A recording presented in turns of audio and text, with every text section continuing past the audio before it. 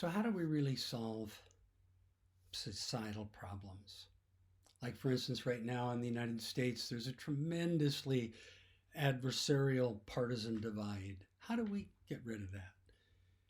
Well, the solution strategy that we would recommend is that we use a wisdom council process at the national level and for issues like climate change at the global level. And the wisdom council process hinges on the recognition that there are different kinds of thinking, that fundamentally two different kinds of thinking, in fact. One I'll call decision making, and the other choice creating. And in decision making, that is a process. D means away, and decision means to cut away. And so, really, what it's about is using the process of judgment to weigh and select different candidates or laws or solution strategies. It's using your judging mind, and then of course to make it work better, we try and make it more deliberate, or we use debate or negotiation or consensus or some other kind of thinking, so that when we make the decision, which is a judgment, we make a better decision.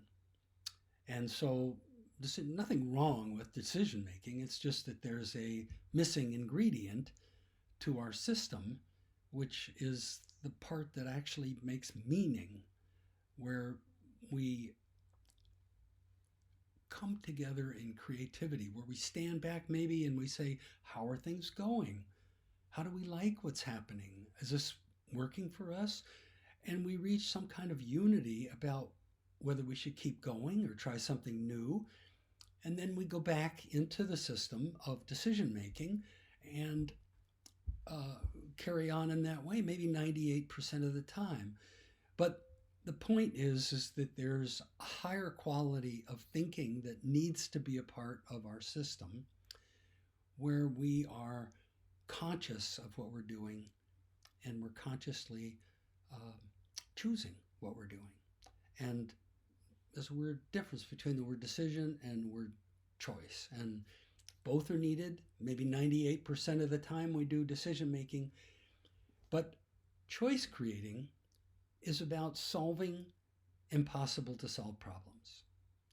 In other words, when you have a crisis where there is no known way to proceed, well, you don't just give up. You shift your thinking into some other kind of thinking, which I'm calling choice creating, where we now are in a creative zone and we're trusting our own intuitions and the thoughts of other people, and we're trying to make sense of what's happening, and the answer we come up with will be some kind of unity of all of us. Okay, so we want to solve these big societal problems. And what we want to do is add to our existing system an ongoing, whole system, choice creating conversation. So we've got what we've got. Maybe it's a box. I represent it as a box. But there's a certain amount of time that we take out and we stop and think in the spirit of choice creating, where all of us step back and we think in this spirit. And the key is, how do we do that? Well, we're talking about, we kind of get the idea of choice creating and get that it's can arise in a crisis. But what we need is some way to reliably evoke it. We need some way to set things up so that people enter the spirit of choice creating rather than slipping back into decision making. And what happens in this process of, we have a way of facilitating that, and we call it dynamic facilitation. And in dynamic facilitation, it's described in other places, but basically we hold the space and everyone is facing 4 charts, and whatever comes up for each person gets included in those charts. And at some point we begin to see patterns emerge, and we see what we're all saying. and what works for everybody. Now, dynamic facilitation really only works for small groups. It can be, it doesn't work for nations, for instance. But there is a way to use dynamic facilitation so that we can all step back as a nation, or all step back even as a global population, and think together about these impossible seeming problems and make breakthrough progress. Okay, and we call this the Wisdom Council process. And it's been around now. It's been implemented in Austria since 2006. And it's even one of the states of Austria, actually two, I understand, have adopted it into their state constitutions as a regular event. So we have experience, and we know this works. But what it is that there's a random selection, purely mathematically random selection of citizens, not many, just 12 to 16, say, and they will address some issue. Sometimes the governor will pick the issue. Sometimes a political party will pick the issue. That's in Austria. And sometimes a citizen will pick the issue. It's kind of done like a initiative where they get signatures. And what happens is that the Wisdom Council then, this 12 to 16 people, will face the issue just for a short period, maybe 2 days, and they will have shifts and breakthroughs and reach some kind of unity. And then they present their unity in a ceremony with political leaders there and economic leaders and hopefully ordinary citizens. That's really the objective. And everyone hears what they came up with, which is often a redefinition of the problem and a new sense of where to go, what the solution might be.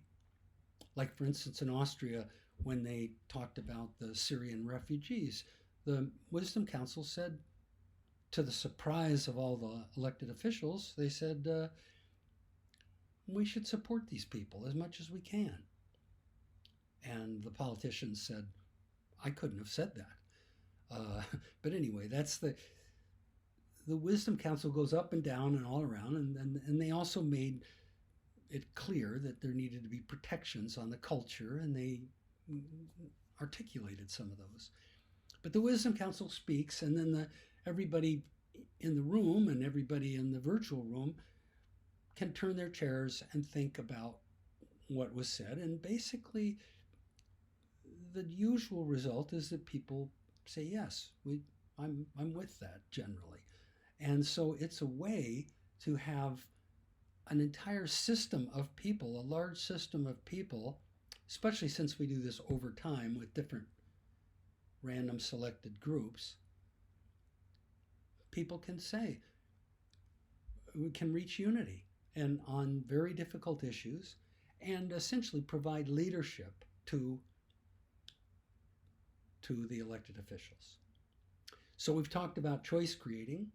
We've talked about the dynamic facilitation for small groups. We've talked about the Wisdom Council process. And the fourth one is what I call society's breakthrough, which is where if you do the Wisdom Council process on a regular basis for a nation, your nation, or the global society, it sort of kind of creates an earthquake, because now we're talking about a different system that's than our normal system. Here's a new way, here's a way we're going to think and face issues and talk and collectively create choices instead of make decisions. Not that we still make decisions, but there's this higher order, stepping back, being conscious together. And so it's a systemic change at the global level in establishing a kind of global governance with all of us involved, all of us basically involved in the Constitutional Convention, because if some kind of constitution got recommended out of that, we would all be participants. And it's also affects economics. In other words, how do we currently make economic decisions? Well, we use this capitalist system, which is kind of like a game that's being played, a game of Monopoly, really. Well, maybe there's a place outside the game where we can stand and talk and think about, what are we doing? Or we want to keep playing this game? It's okay to trash the planet? Are we all right with that? No, we're not. So it's a different kind of economics because we start thinking. Oh, and I also want to remind us that this is really good news. This is a way, maybe, to really solve these impossible seeming problems and to adjust our system so that it works for everybody, so that we elicit the best in people. So, okay, maybe the benefits are so big that you're ready to say, oh, that can't be true. Well, we've actually got some good stories that saying this works. And the hope is that you'll keep looking. You'll overcome that natural tendency to say, oh, this is too new, too different, too many good promises, and just notice that there's really no downside to this, at least no identifiable downside, and the upside is just immense.